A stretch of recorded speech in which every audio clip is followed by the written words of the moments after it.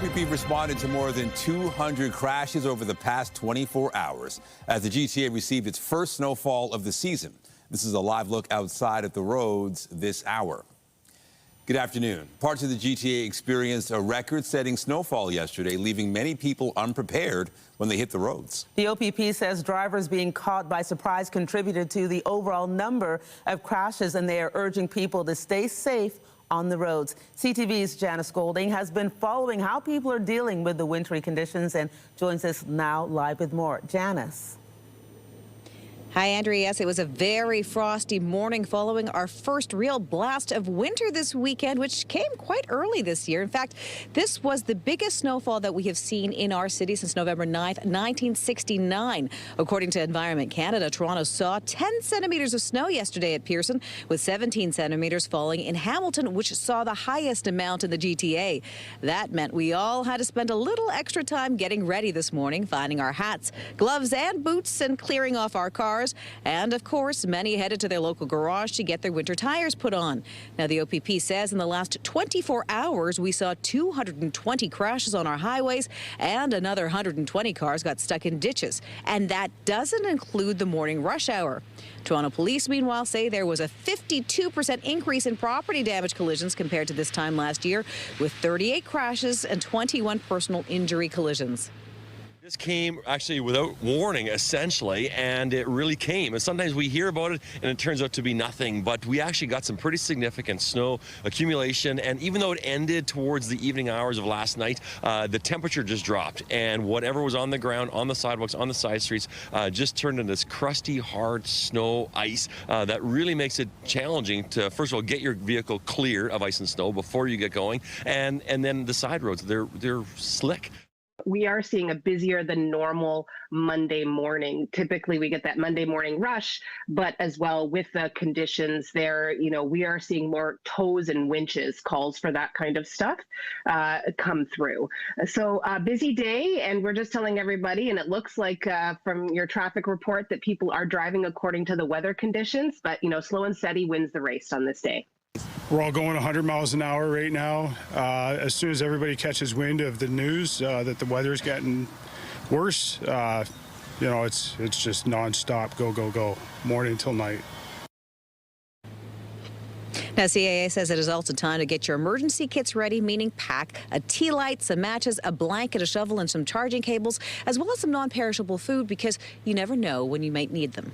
Reporting live, I'm Janice Golding. Now back to Andrea. Thanks, Janice. You be careful out there with your drive. Well, more news in a moment, but first, here's a live look at the city this afternoon. We can see that it's still overcast. I think that may be snow, but the person who can tell us really what's going on is Lindsay Morrison, and she's here now to look at the current conditions. Lindsay, how are you today? Oh, Andrea, I'm doing well, thank you. Hopefully you are too. Yeah, it's been a snowy, early snow here in the GTA. Pretty early, as Janice mentioned, for this time of year. November 9th now bringing us record snow here in Toronto for that day. And we've still got flurries out there. I'll widen things out a little bit to show you. It looked like a snow globe this morning in parts of Toronto, east and north of the city as well. And see this? These are snow squalls that are making their way off of Lake Huron. So that is the bigger story today as far as accumulating snow. So that's outside of the GTA. But for us too, we could maybe pick up another 2 centimeters over the next couple of days here. Winds are fairly gusty. It's a northwest wind right now. So any flurries that are flying out there might reduce visibility.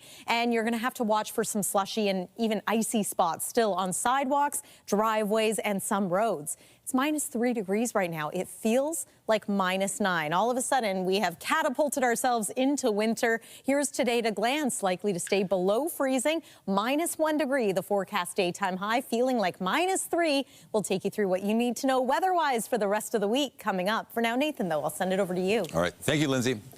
A woman's been taken to hospital with serious injuries after a shooting in Flemingdon Park early this morning. It happened just after midnight near Don Mills Road and St. Denis Drive. Police say the woman was taken to hospital with serious but non-life-threatening injuries. So far, there's been no word on possible suspects. Meanwhile, a man was taken to hospital following a shooting near Lawrence and Weston Rd. This one happened just before 11 last night. So far, there's been no update on the victim's condition. Police say the shooting also damaged the window of a nearby store. Investigators have not provided any details on suspects, and they're asking anyone with information to come forward. A trial is underway for a man accused of firing a stray bullet which killed a Toronto mother in 2023. Carolina Hubert-Mercarat was walking outside the South Riverdale Community Health Center on Queen near Carlaw when she was struck and killed in July of 2023.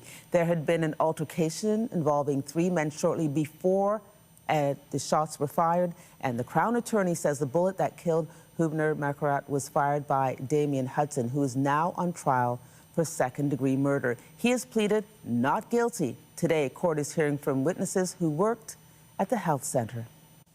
And police are asking for your help finding a suspect wanted in a pair of robberies downtown. It's a woman in her early 20s. Now, she's described as around 5'6" with a slim to medium build. She has a tattoo on her finger and a star-shaped tattoo above her right hip. On November 7th, police say the suspect entered a store near Bay and Dundas with pepper spray before stealing several items. The same person is also believed to be responsible for robbing a store in the same area March 19th. No injuries have been reported following a house fire in Scarborough. The fire broke out in the attic of a 2-story home on Stubbswood Square near Midland and Huntingwood Drive. Toronto Fire says everyone in the house made it out safely, and a TTC bus has been brought in to provide shelter for the family. The cause of the blaze is still under investigation. And a note for commuters, there'll be an early nightly closure on Line 2 this week. Service between Kipling and Islington stations will end at 11:59 tonight. The same early closure will be in place each night through Friday. It's to accommodate planned track work. The TTC says shuttle buses will run until the end of service, while Wheel-Trans service will be available at Royal York Station.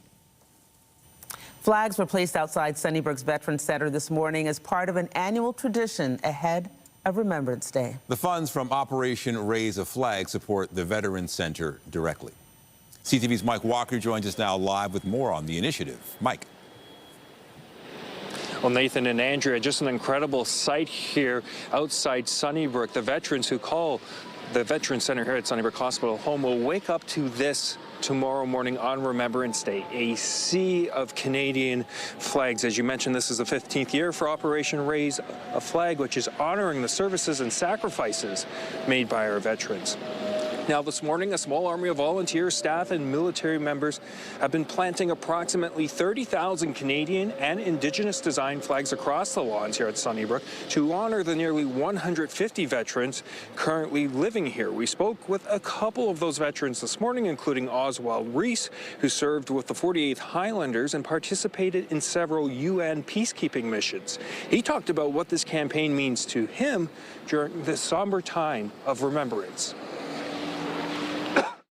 I think it's important not to forget because so many people give their life for this.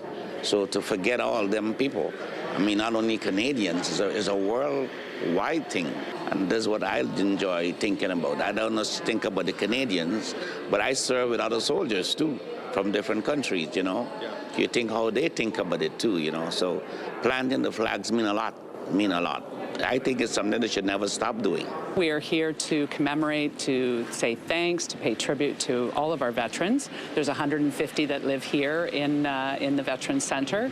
And the second part is to use it as a fundraising initiative to raise money that enhances programming that we provide for the veterans. Now, each flag here represents a donation from a community member. This initiative raises hundreds of thousands of dollars every year, and as you just heard, supports programs offered here at the Veterans Center, most recently including a new public library.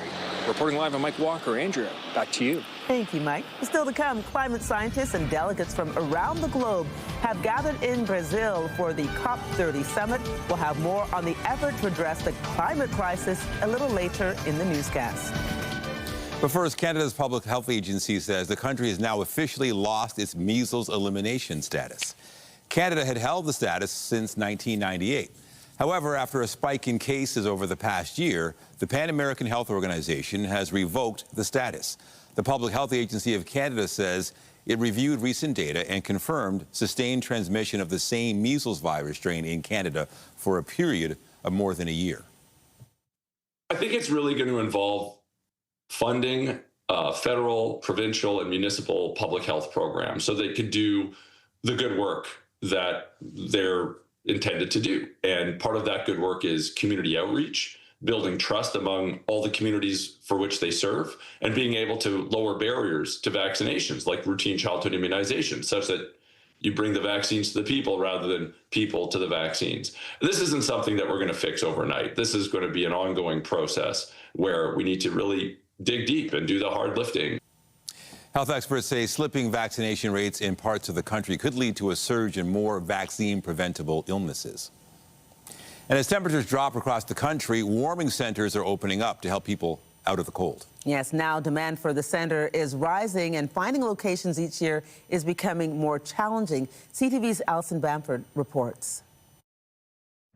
The doors of this overnight warm-up center don't open for another couple of hours, but already people are huddled up waiting to get in. It's just a warm, safe place to be. The Salvation Army says demand for shelter in the city grows gradually each year. The Saskatoon Fire Department counted more than 1,200 encampments as of September 1st and cleaned up over 300 of them.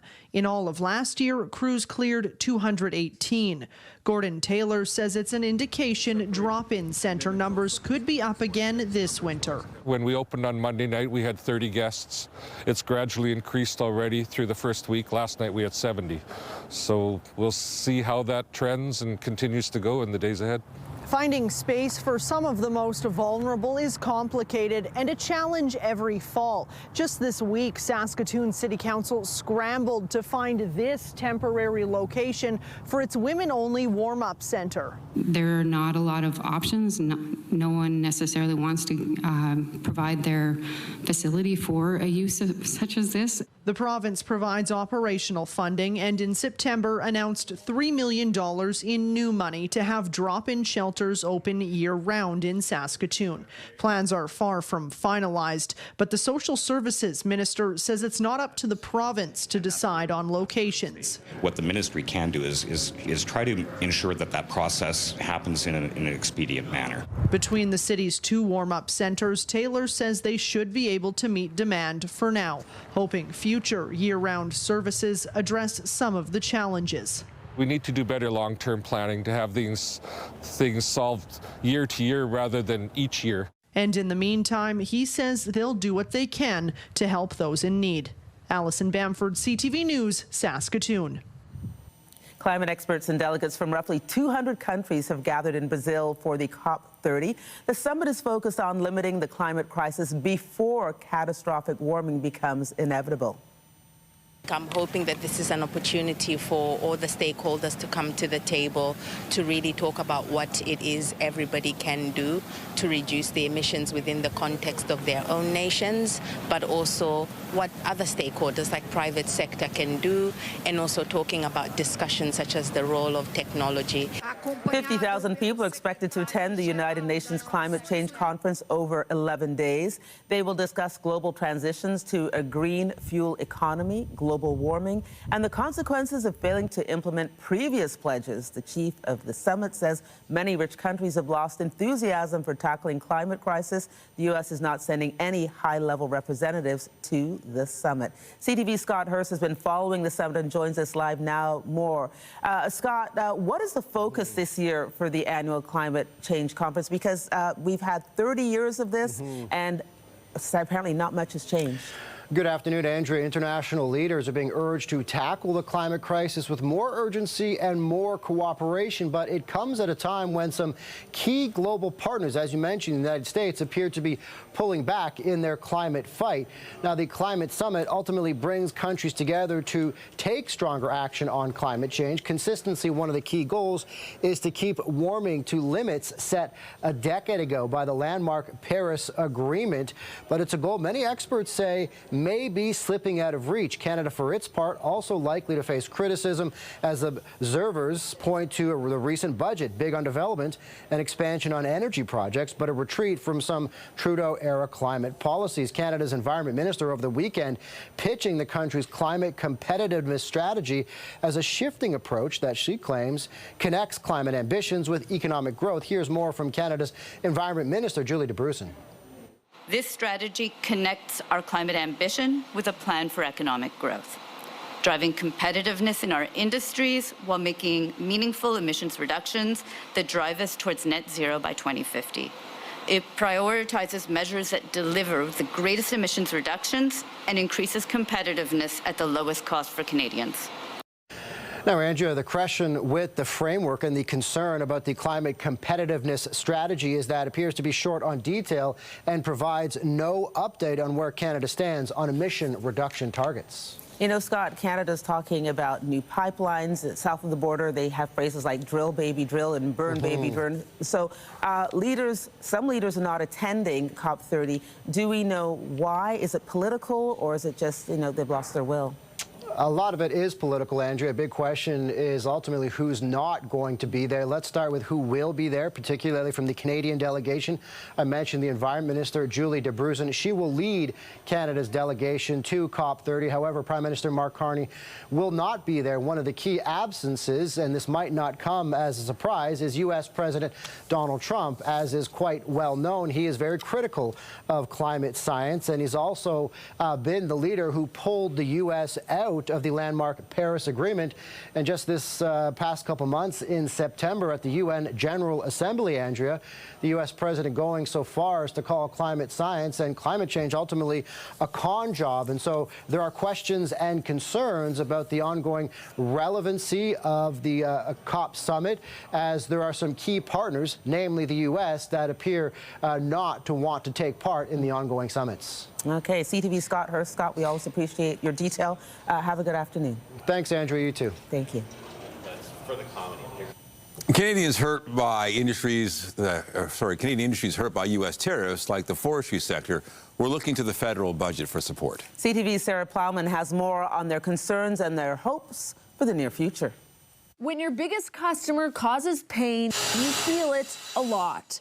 U.S. tariffs and duties on softwood lumber sit at 45%, and the president has threatened to add more. Some mills have had to cut back or close, so Canada's forestry sector was definitely looking to the federal budget for relief. We saw ourselves in this budget. It's just such a crisis moment for our sector and for our people right now. It's tough to be overly optimistic. The Carney government's budget included a previously promised support package, $1.25 billion with hundreds of millions in loan guarantees and help to diversify markets. The budget also committed to using Canadian lumber in construction and expanded an investment tax credit to include biomass. Money to support the industry has started to flow. Ottawa says hundreds of millions of dollars in financing is already in the pipeline. But the Forest Products Association of Canada is hearing some companies aren't able to access it. So that's something we need to dig into to better understand, to see if government can make a pivot there with the banks. The industry's top priority is a trade deal with the U.S. The Premier of New Brunswick wants this sector to be first on the list in negotiations. And then our industries here need more than just loan guarantee support.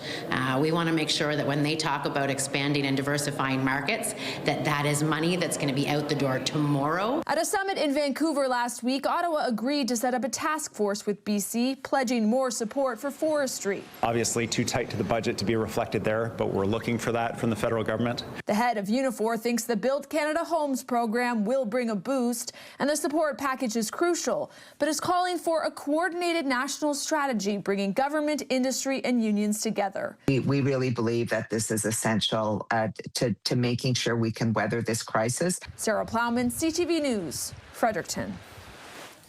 The decision by Canadian provinces to pull U.S. wines and liquors from store shelves has had an impact, with sales experiencing a major decline.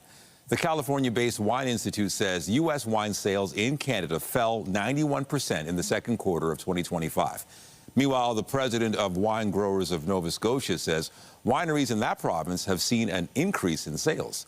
The LCBO says sales of Ontario VQA winers, which are made entirely from local grapes, are up 67% year over year, while red wine sales have risen 80%. The U.S. Senate has taken its first step towards ending the government shutdown at 6 weeks. It is already the longest in American history. 3/5 of the Senate duly chosen and sworn, having voted in the affirmative, the motion upon reconsideration is agreed to.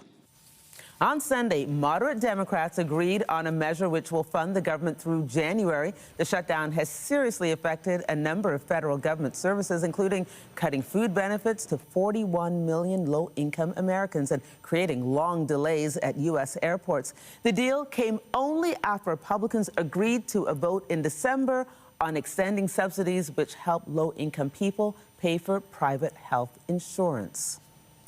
This agreement will give Democrats control of the Senate floor for a vote on one of our top legislative priorities, extending the Affordable Care Act premium tax credits. This is important when Republicans control every branch of government. I expect Republicans to be at the table in the next few weeks. I expect the White House to be at the table. And if they do choose not to come to the table, they can own the disastrous premium increases that will continue to rise. It was the worst day for travel disruptions at U.S. airports, with more than 2,800 flight cancellations and more than 10,000 delays. Air traffic controllers have now been working for nearly 6 weeks without pay. The U.S. Transportation Secretary is warning that things will get worse in the lead up to American Thanksgiving. The FAA is gradually increasing the number of flight cuts to deal with staffing shortages caused by the shutdown. U.S. President Donald Trump has pardoned his former lawyer, Rudy Giuliani, along with others, accused of backing Trump's efforts to overturn the 2020 presidential election. Justice Department officials confirm the pardon is full, complete, and unconditional. It also includes Trump's former chief of staff, Mark Meadows, as well as conservative lawyers Sidney Powell and John Eastman. Presidential pardons only apply to federal crimes, and none of Trump's allies were ever charged federally over their effort to overturn Joe Biden's victory in the 2020 election. 188 banners have been hung in Bowmanville ahead of Remembrance Day to honor those who fought for Canada. As CTV's Carol Charles tells us, one banner represents a love story that began just after the end of the Second World War. 99-year-old Mary Brown takes a moment to look up and see a picture of her husband, Fred Brown. Brown enlisted for World War II service in the Canadian Army and was assigned to the Royal Canadian Corps of Signals. Over the past few weeks, his image has towered over King Street in Bowmanville. A happy memory for Mary just before she steps into Cut and Curl Salon for her weekly hair appointment. She is a bit of a celebrity at this shop. Lady Linda and Miss Mary. And takes joy in sharing stories about her life with Fred. We got married the 27th of November 1945. A long-lasting love affair. 69 years of marriage, so. 69? Yeah. Wow. That's pretty good. It all began when Mary, who is originally from Aberdeen, Scotland, met Brown at a movie theater. He had traveled to Scotland from England by train while on leave from service. He always had his uniform on in Scotland. Mary says her Canadian war veteran spoke very little of the battles he saw. All the time we were married, he didn't talk about it. Why do you think? I think they wanted to forget what they'd seen. She says her Fred was one of the lucky ones. He survived World War II. He was lucky he didn't get, the only thing he got shrapnel in some parts of him. After the war ended, they married, moved to Canada, and raised a family. Bowmanville has been their home since 1953, a place which holds decades of memories. He was a good man, and he was a kind man, and I just loved him, and I still love him. In September of 2014, at the age of 91, Brown received a service medal from the French Embassy in Ottawa for the role he played in helping to liberate France. A proud moment for Mary, too. Oh, you're darn right. And all my family, too. Everybody that served, we were proud of them. They were sticking up for their country. Brown died on April 25, 2015, at the age of 93. But his hometown of Bowmanville has not forgotten him. I look up and I say, there's my honey. Carol Charles, CTV News. So normally when we see our first flakes of the season, we don't have to do any shoveling, but that was not the case this time. Take a look at some of the numbers recorded across southern Ontario yesterday. So this is as of about 9 a.m. this morning. Hamilton, 16 centimeters of snow, Kitchener, 15, and we picked up about 10 here in the city of Toronto, with more possible today. But even you might be able to see on the forecast radar, it's a bit of a different snow for today. Lake effect streamers, especially off Lake Huron, going to be the big story for today. So if you have any traveling to do on roadways, watch for reduced visibility, especially west and north of here. We're going to take you through your Remembrance Day ceremony forecast for tomorrow in case you're going to be heading out to a cenotaph. Details are after the break here on CTV News at noon. When you see it happen, send it to CTV News. Text 10400. From your screen to ours. Text 10400. All right, let's talk about the forecast. And I know that we warned on Friday that snow was coming, but initially it seemed like there was a chance of snow. Then it turned into more of a chance. Obviously, it's going to, what? That's what I remember. You don't remember this? That's not the way I heard That's how I remember it. It was a chance of snow, then all of a sudden it was all snow, and then the snow came. And we were still surprised. May I refresh your memory? Yep. So as of Thursday, it appeared likely that we were going to get some snow, but this was really the worst case scenario, and it happened, which, as we know, that doesn't always happen. So yeah, this is a reminder, or perhaps a little refresher on maybe we take it seriously sometimes, of course. But in early November, not everyone was prepared for this type of weather. Many people still do not have their winter tires on, and it was just a couple of weeks ago that we were experiencing some very warm October air. So yeah, this is a blast of reality when it comes to winter weather, and it's not finished just yet. Weather is brought to you by the Presler Law Firm, injury lawyers. You don't pay unless they win. We've talked quite a bit about the snow here in Toronto, but it's not just here. City of Ottawa picked up roughly 12 centimeters of snow as of this morning, with more to come. Montreal seeing some freezing rain last night and into today.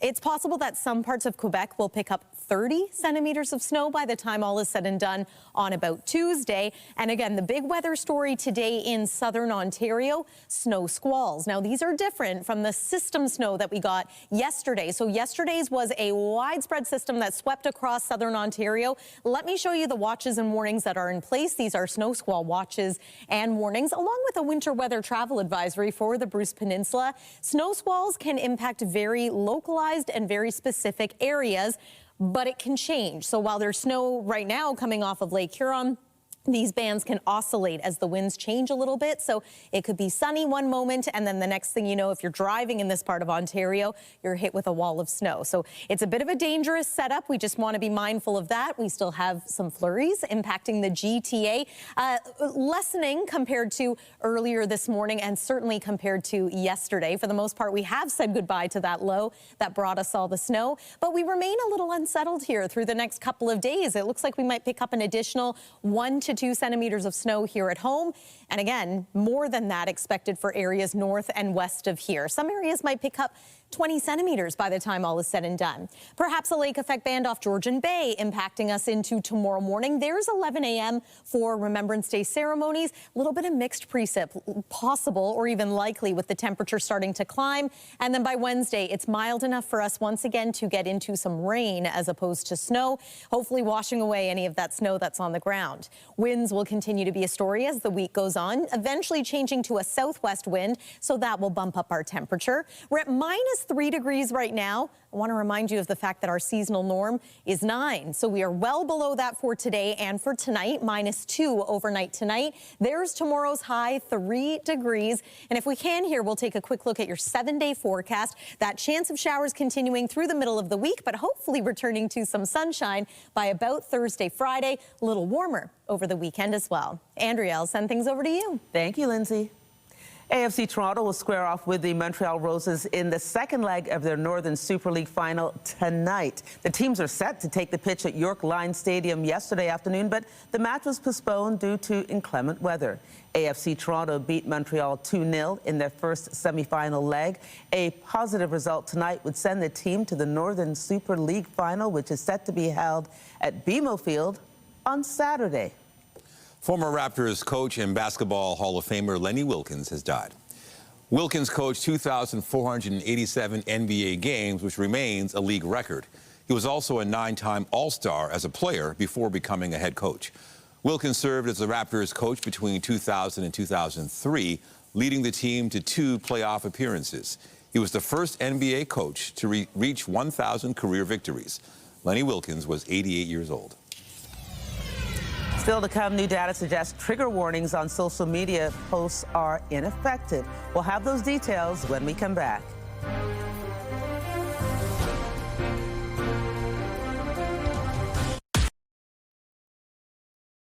From time to time, your social media feed might show you a trigger warning. Well, new research suggests that's not doing very much at all. For more, we're joined by CTV Science and Tech Specialist Dan Riskin. Dan, I guess we don't need a trigger warning for this study, and if we did, there would probably be no point in using it. So trigger away, because it doesn't do anything. Well, it doesn't do nothing, but, you know, this happens on the news all the time when you say we're about to show you something that you might not want to have kids in the room. On social media, there's something equivalent. It's these trigger warnings, and sometimes it'll come up as a sort of a blurred out screen, and you tap it if you agree to look at it. The question is whether this works. And so what they did for the studies, they had about 250 young adults, and they just asked these people to just pay attention to their habits for the next week. And every day they would check in and say, did you have any trigger warnings on your social media feed? And what'd you do?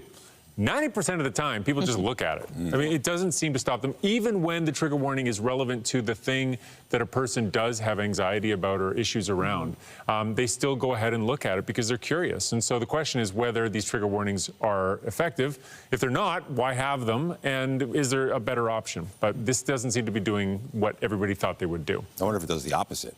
Right, makes you more curious. I think they function as clickbait sometimes, right? Trigger warning, this is going to be pretty exciting. And, you know, people are more likely to lean into it. You know, we were just talking before we came on the air about what's going on in Jamaica, and I know a lot of my family members are looking at videos of the devastation, and that's upsetting, but they can't stop looking because it's just, they just can't comprehend just how bad Hurricane Melissa has been. So I say just turn it off, but it's hard for them to turn it off because they want to know what's going on. Right. And that becomes the problem. When that becomes your news feed, it's just so unfiltered and so unpredictable and often incorrect, right? And this is where having reliable news, I mean, here we are, but I mean, what you do is so important because it's great to have a place you can go that you can trust, where you know that you're going to get the real deal. Every time they say something, I Google it, make sure it's fact, and say fake news. Anyway, continuing on with why you're here. The movie 2001, A Space Odyssey keeps coming up because some AI models refusing to shut down when told to. So it kind of sounds like the plot of a sci-fi movie. Yeah, it does. So yeah, 2001, A Space Odyssey. I'm sorry, Dave, I can't do that, right? You remember that line? And the computer protects the mission above protecting the people.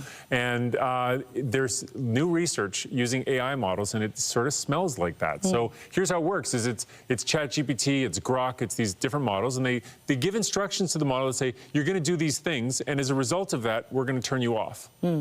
Won't do it. Won't do it. Won't do it. Refuses to do it, or changes the instructions, or just kind of finds a workaround. And sometimes when you say, no, I really do want you to shut down, it just digs its heels in and won't shut down. And so we're not saying that they're sentient yet. We're not saying that they're aware of, but this is a tendency that wasn't built into them that has come out of them. And so what does that lead to? I'm so old that I had a class trip to the movie theater to see that film when it came out. I didn't understand it then, but I'm kind of getting it now. Yeah, I mean, fortunately, the world is changing in a way to make you understand that movie. Kubrick must be very happy in his grave. But it's not necessarily that you've got a nefarious sort of evil mind that's going to make the AI bots sentient like they did in the Terminator movies, but maybe while we're making these AI bots just function, we're accidentally giving them an instinct to survive. And so this is a beginning of a scary movie that we're living. Are you concerned about this? You know what? I am not surprised by it, and it might not be worrisome, but we'd be silly not to pay close attention to it and try to figure out what it means. Right, like every movie tells us this, right? Yes, no, all the movies start like this. So new research says that some people actually want to feel uncomfortable, like when they watch a horror movie or eat sour food. Why is that? Right, yeah, so eating sour food, eating spicy food, going to a haunted house, there are all these different things that we do that are actually not that fun in the moment, and that are sort of fun when you look back at it. And this is a study to try to explain why that's part of human nature and why some people are more like that than others. And the correlation with different personality traits that was strongest wasn't an adrenaline junkie thing. It was the idea that you're trying to make yourself a better, more well-rounded person. People that have that tendency or that worldview tend to want to try the weird food, tend to want to try the strange experience, tend to want to go traveling to a place that might not have functional bathrooms, things Not like me. that. Not you? Well, functional bathrooms I can handle, and bathrooms I can handle, but yeah, the horror movies, I remember I dated a guy once, and we went to a horror movie, I said, that's it. I didn't want to go, I went because of him, and then that was it. I broke up with him. Yeah, you saved yourself some trouble. Yeah, Okay. couldn't handle You'd it. seen 2001: A Space Odyssey. You didn't need to see the other. Dan Riskin, thanks for joining us. We all appreciate your take on everything that's going on with science and tech. Thank you. All right, some other news now. Thousands of doctors rallied in Montreal this weekend, pushing back at a new Quebec law which changes their compensation structure. The province says it's aimed at overhauling the medical system, but doctors say it's going to cause widespread damage. CTV's Quebec Bureau Chief Jean-Pierre Beauchemin reports. Thousands of Quebec doctors packed what's normally the home of the Montreal Canadiens.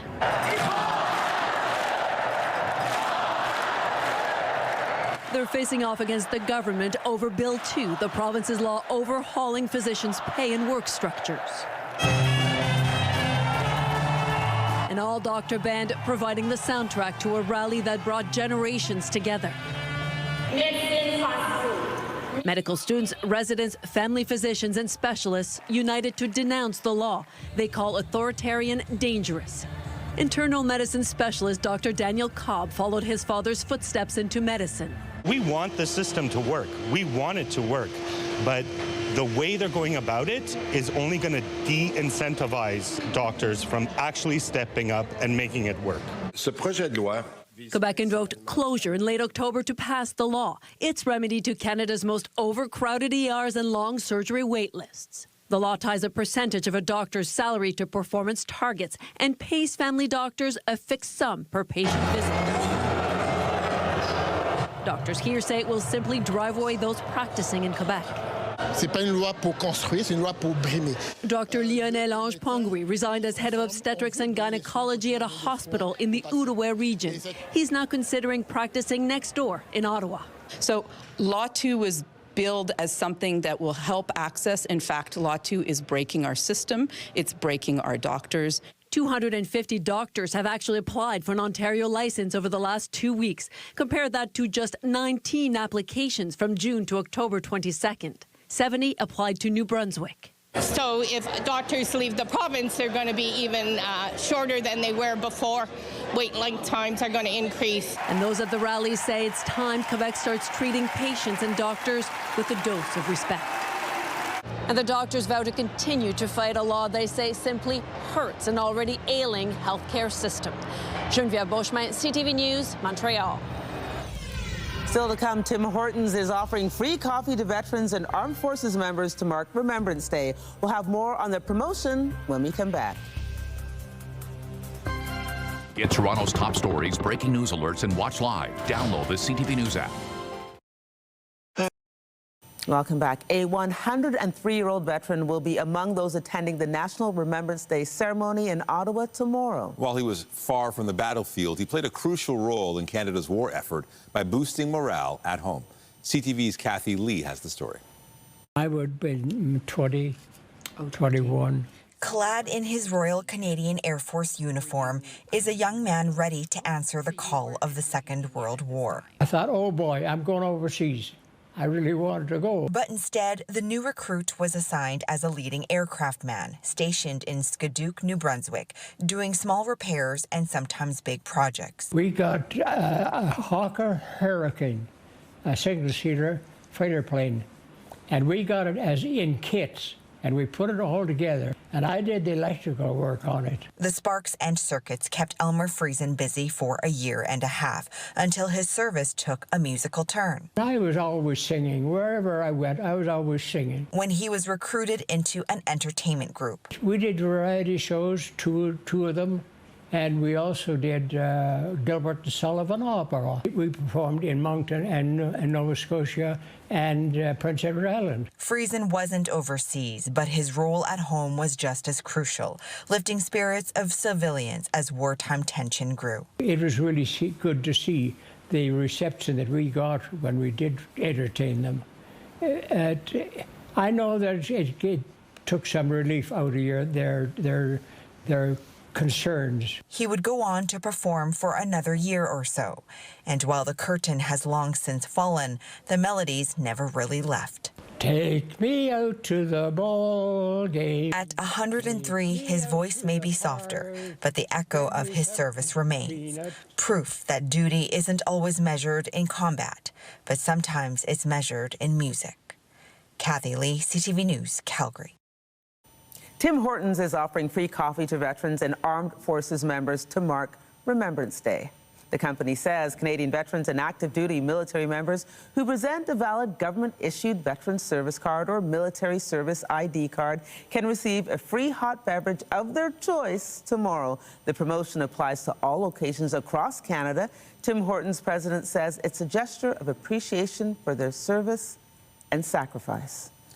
The latest installment in the Predator franchise dominated the weekend box office. You're after a creature that can't be killed. Predator Badlands is the 9th movie in the science fiction series. It destroyed the competition with $40 million U.S. across North America. Colleen Hoover's Regretting You brought in $7.1 million for second place, and Black Phone 2 held on to its spot in the top 3 with $5.3 million in ticket sales. Coming up, a Kitchener man recently ran around the perimeter of the city to raise money for those in need. We'll have more on his effort to give back to the city that supported him when we come back.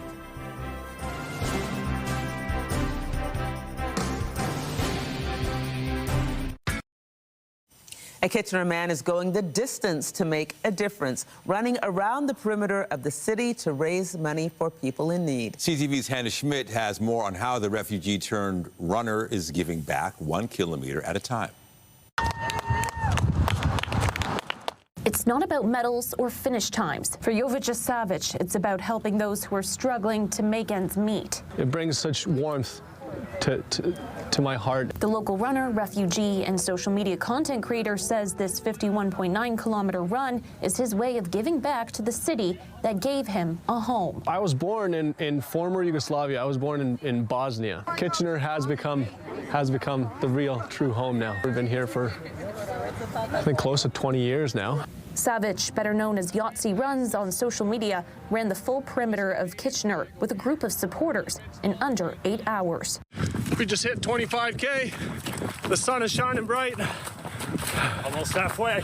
His goal, to raise $25,000 for local organizations tackling homelessness, hunger, and mental health. I saw a mother and a child on a corner, and the child was not much older than my own kids, and I'll choke up every time, talking about that, but that's really what prompted the whole thing. Funds raised from the run will go directly to Ray of Hope, a local organization providing meals, employment services, and addiction recovery support to people in Waterloo region. A year ago, we were maybe topping out around 200 for suppers, for example, and now we're topping out around 300. We are seeing more families, which is concerning, especially in our Marketplace Food Bank program. 25 years ago, my family came to this country. Since his viral post titled Thoughts of a Refugee, Savic has connected with thousands of people across Canada. Something just hit me, and it was like one take, and I said what I said. It was just thanking Canada for what it's done for me and my family. Including some who've now become close friends. I wanted to surprise him. You truly never know when that could be you in the situation, and it could be one paycheck away, or it's a hard world, and what he's doing is unbelievable. With over 100 donations made and raising just under 1/3 of his goal, Savic says every step is for someone who's been left behind, a reminder that no one should be left on the outside. It's just people taking care of people that are around them and surrounding them, because without community, we're nothing, really. Kerry Schmidt, CTV News, Kitchener. And Lindsay joins us once again. Lindsay, people want to know when they can put away their shovel. Well, probably not just yet, because even though we're not going to get the same amount of snow that we got yesterday again today, there are still a few flurries out there, and we might pick up another trace to a couple of centimeters of snow here in the GTA, and perhaps more than that outside of the GTA. So here's one more look at our weather watches, warnings, advisories that are in place currently. This mainly has to do with snow squalls. Let me show you what those look like on the radar. You can see them. They start to look like streaks coming off of Lake Huron. Heavy snow embedded within those, especially around Grand Bend at this hour. Temperature-wise tonight, we are going to stay below freezing. So any slush or snow that's out there might become a bit icy if it hasn't already. We're below freezing through much of today as well. There's your Remembrance Day forecast. So this is around 11 a.m. Lots of people I know hoping to venture outside for ceremonies to the local cenotaph. At the very best, mix of sun and cloud. Worst case scenario, though, we could be dealing with some showers or some flurries, perhaps of a bit of a mix of the two. And then by Wednesday, Thursday, Friday, we are mild enough for any precipitation to be in the form of rain. Andrea and Nathan. And that is CTV News at noon. Remember, you can get Toronto's breaking news all day long on CP24 and at ctvnewstoronto.ca. For Lindsay Morrison and all of us here, have a pleasant afternoon. I'm Andrea Case. And I'm Nathan Downer. Be sure to join us later for CTV News at 5 and 6. Have a great afternoon. Bye.